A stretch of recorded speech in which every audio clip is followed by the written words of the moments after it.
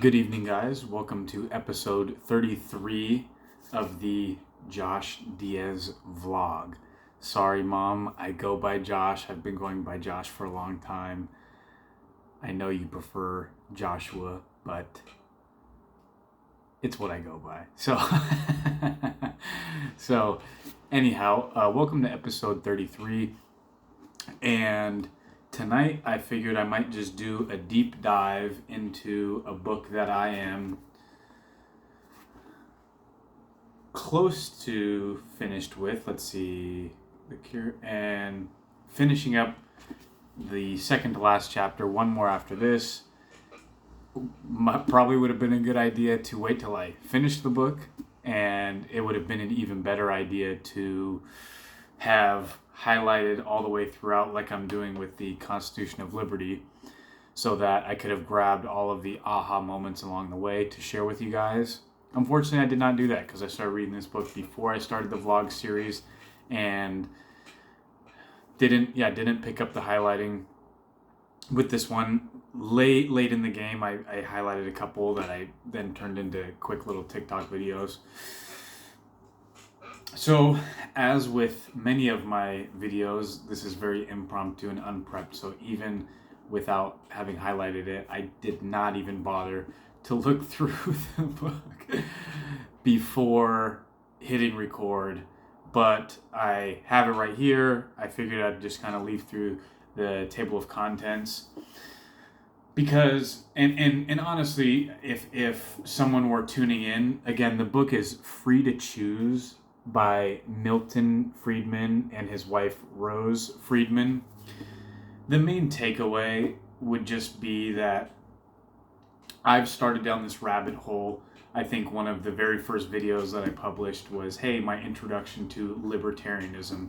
And, you know, one of the comments I remember really vividly was, welcome, we'll see you at Anarchy in 6 months. And, I had mentioned that video that it was originally, it's hard to say where some of these ideas originated, because again, I've been just trying to jam my head full of new thoughts and smart people's ideas and all of that for a long time. That's something I just really enjoy. For a while, I was on a binge of business experts and leaders, right? Titans of industry, listening to every keynote speech, keynote sit-down interview, anything I could get my hands on. There was periods of times where I would just binge that. When I was into Dave Ramsey, I would just binge that. When I was into Jocko, I would just binge that every day, every week, listening to every single podcast that came out. And so, because some of the early ideas that I was exposed to, I think, because now if I'm trying to go back to the origins of where I started to think about society and progress and economics and, capitalism and government controls and things like that. One, I give Peter Schiff a lot of credit, and that was in the last few years that I really was turned on to him, and he really helped start to solidify a lot of these ideas for me. But I'm thinking, okay, was that the very start, or was there something before that? Because I'm even thinking, hey, that I remember for a while I got way into a guy named Peter Thiel, who was a business partner of Elon Musk's. He was a co-founder of, I want to say, PayPal. I think it may have just been PayPal. He was a co-founder of, and I remember watching all of these keynote interviews, and I think I may have talked about this on a previous vlog episode, but he had just talked about his venture capitalist firm. I think he's either runs like a venture capital firm or an angel investing firm, whatever it is. The tagline of their operation is, we were told we would get flying cars, and instead all we got was 140 characters, right? So I saw many talks where he was talking about, from a macro level, that progress has stagnated since, as what he had, I think I've heard him identify, hey, pretty much since the 70s, a lot of progress has stagnated. So that might be an early one, but I'm thinking even earlier than that. I remember being, an Air Force cadet and not arguing with, but I remember just having this really early seedling of an idea that, hey, that drugs should be legalized. So now we're talking years and years ago, and I don't remember where I got that idea, but just I remember thinking it doesn't make sense for, drugs to be illegal in the way that they are. So, I hadn't, completely worked it out or have a lot of evidence or, well articulated argument for why that is. But so I'm thinking, hey, I had some of those ideas or principles even long before then. So all of that being said, right, if I'm tracing my steps from people who are really influential in my way of thinking along these lines, Peter Schiff in recent memory is a huge influence, right? The approach he takes as a businessman, as a finance guy, and as an economist and as a libertarian, he's a credible person. The videos of him, the content out there of him predicting the '08 housing crash, the video of him as a one percenter going out on the street, and the Occupy movement's phenomenal. And then the Joe Rogan podcast that he's done. And then, I've listened now to many of his radio show or podcast episodes. So he nails it, and I really appreciate the stuff that he puts out there. And as I've gone through different thinkers since then, and usually I'll kind of get on little streaks, and so I went through one, and it was Thomas Sowell, and I was like, everything that there was of his on YouTube, I listened to one of his books, and I had heard the name Milton Friedman, but again, you just kind of I've kind of set that off to the side, and there's many other names in between. But then when I finally gave Milton a full look, then I was hooked. And then it was like, boom, he was the only guy I was paying attention to, and I watched everything there was to watch of his on YouTube, read Capitalism and Freedom, and then more recently got this one. And I feel like my cup is almost full when it comes to Milton Friedman. Like, I feel like I get it. But then again, every once in a while, I get such a kick out of pulling up one of his interviews on YouTube and just hearing, one of his takes again, or when I'll post stuff on social media making kind of a claim about professional licensing or the medical, healthcare industry or this or that, and just to kind of jog my memory or relight that fire, I will go back to one of his videos, and I've even stumbled across a couple of articles that he's put out, and I'm sure if I had the inclination to do a deep dive into the Newsweek articles that apparently he put, was a regular contributor. He had a column, maybe it was on a weekly basis for years, right? So things like that, I'm sure I would be fascinated to really dig into the weeds of all the different things that he talked about. But all that being said, for those who aren't familiar, so this book, Free to Choose, it started as a PBS 10-part kind of documentary series, a show, and it was a show that was split up and was partly, the first portion was this kind of produced, it wasn't necessarily scripted, because I think that was actually the thing, was that they were many times not scripted. But if he was doing an episode on the Federal Reserve, he would be there on set at the Federal Reserve or at the printing press. He did episodes about free trade, so he'd be in Hong Kong or he'd be in India, right? So there was a portion of it where he would sort of be laying out his idea on the given subject for that episode, And that was the first portion of the episode. And then the second portion was in just a library. I'm assuming it was at the University of Chicago. He would have sort of a panel of guests. And the idea was that they just watched the segment, and then they would all sit around and kind of discuss, debate, and argue about it, which those are fascinating. I loved those.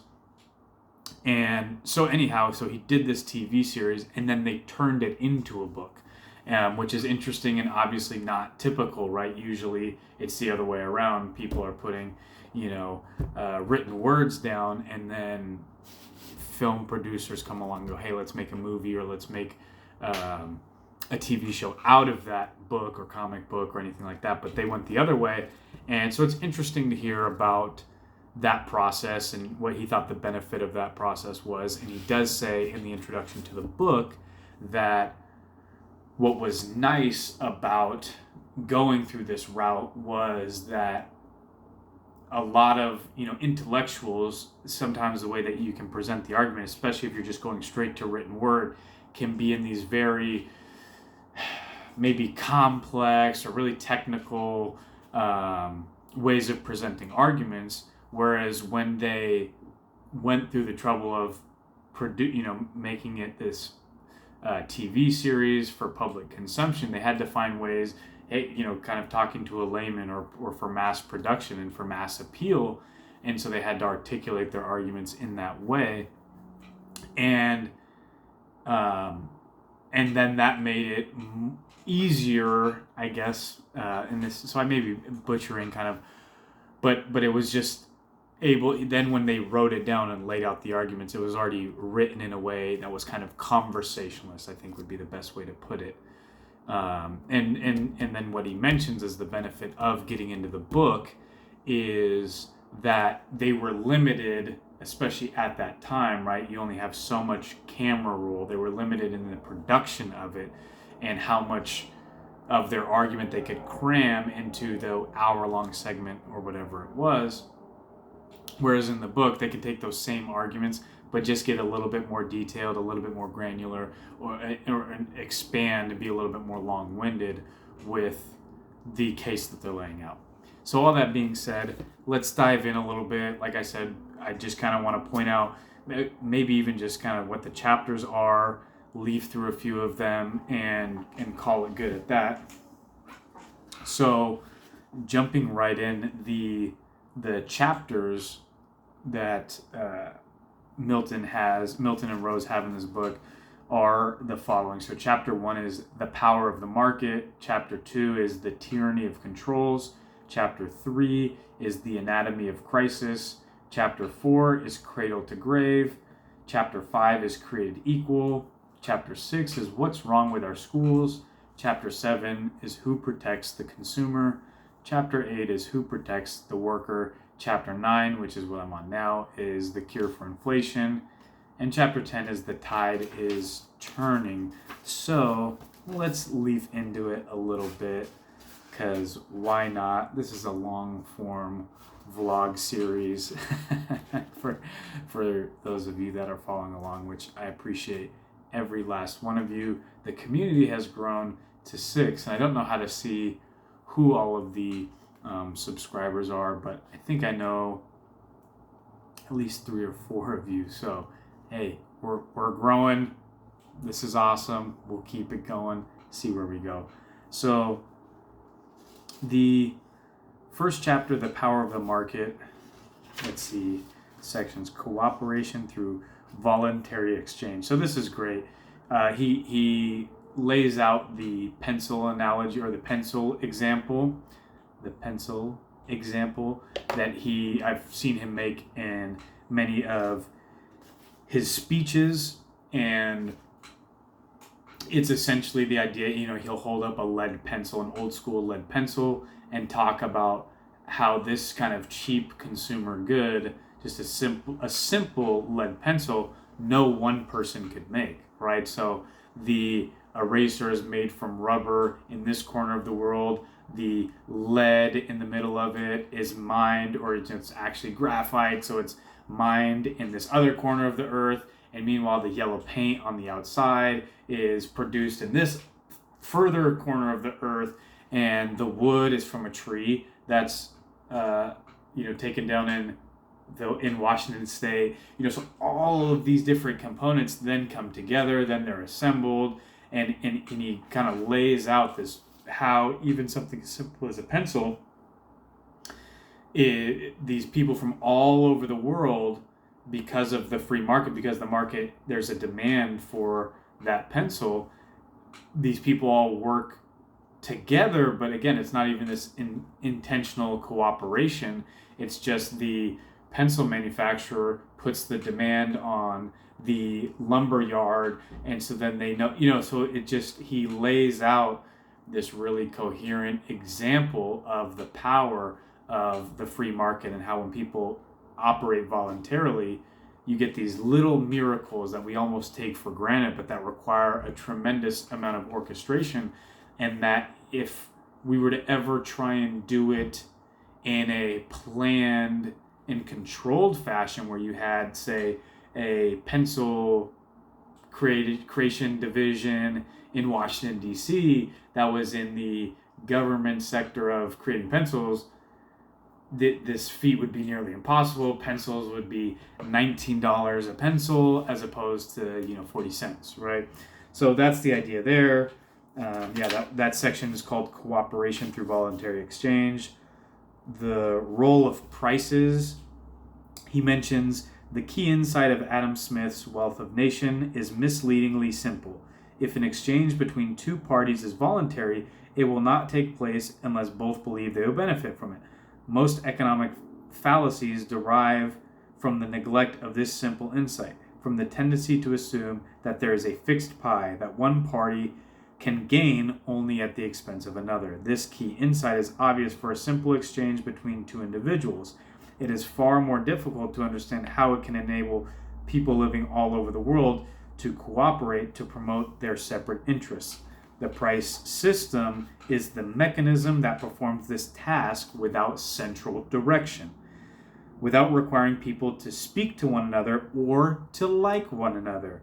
When you buy your pencil or your daily bread, you don't know whether the pencil was made or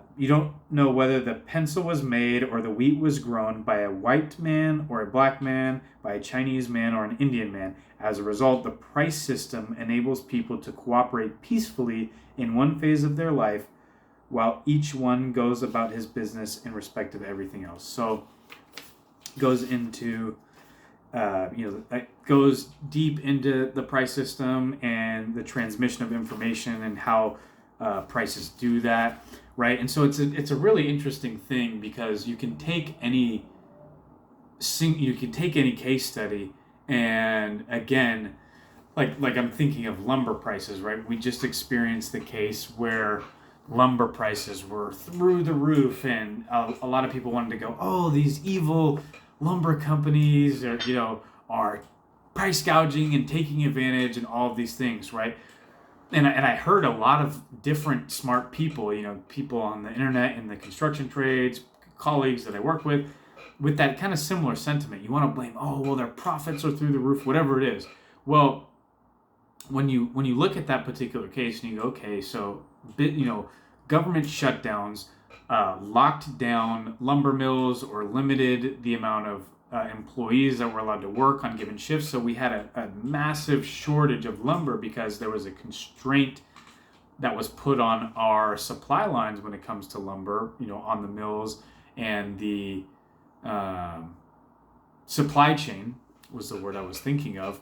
And so now, as a distributor, again, without I haven't done a full deep dive and a full case study into this, but just a different angle you might look at it from is, well, if you have a shortage of material and you keep the prices the same, then you might have an overconsumption of that product, right? So if 2x4s there was a massive nationwide shortage, then there would be no prioritizing going on. There would be no people rationing it and going, oh, well, I don't really need the 2x4 for the project in the backyard. But then we would just run out of lumber, right? And that's not a great solution. So by the price going way up, an order of magnitude, a 2x4 going from $2 to $16, right? This massive jump. then you would have people really economizing their purchases. So if it turned out, whoa, hey, I don't need that much wood, or hey, my project can wait, then the projects that are super important, hey, we're halfway through a home build and we need the rest of the lumber to finish it, well then we'll eat the cost and we'll take that on. So it just forces people to prioritize their spending and to not overconsume something, and then it also allows the supply line to catch up. So there's just more to it. I'm obviously no expert the way I'm kind of stumbling through this, but it's just a thought that I've had, and if you want to know more about it, dive into the Power of the Market chapter. It talks about incentives, distribution of income,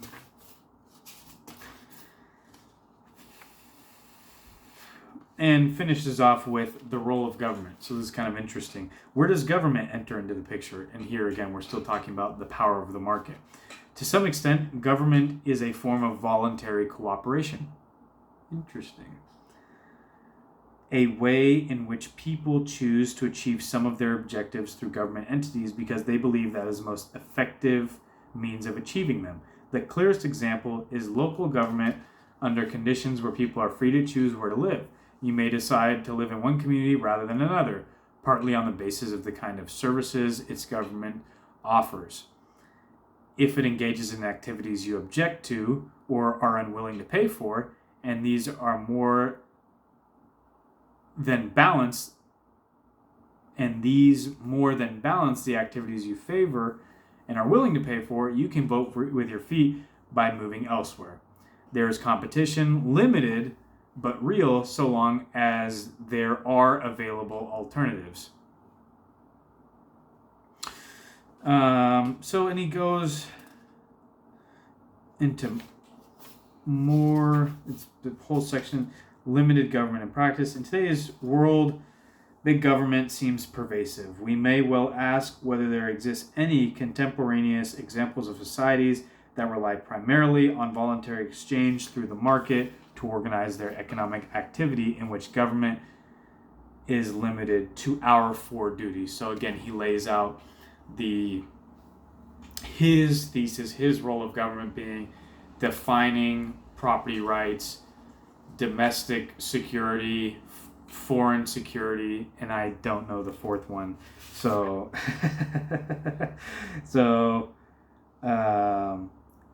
he talks about Adam Smith's three duties. A fourth duty of government did not explicitly mention as the duty to protect its members of the community who cannot be regarded as responsible individuals. Like Adam Smith's third, is susceptible to great abuse, yet it cannot be avoided. Okay, so this fourth one, I'm assuming I got the first three right, and the fourth one being something along the lines of, like he said, protecting members of the community that wouldn't be able to protect themselves. So he's laid it out in other cases, as far as children or people who are insane or people who are impoverished. Like there's a very narrow definition of people who just plain couldn't take care of themselves, or let's see. We do not believe in freedom for madmen and children. Yeah, so just limited. Let's go ahead and limit that definition to just, again, mentally impaired and children. He makes the claim that there is a role for government to protect those individuals. Pardon me.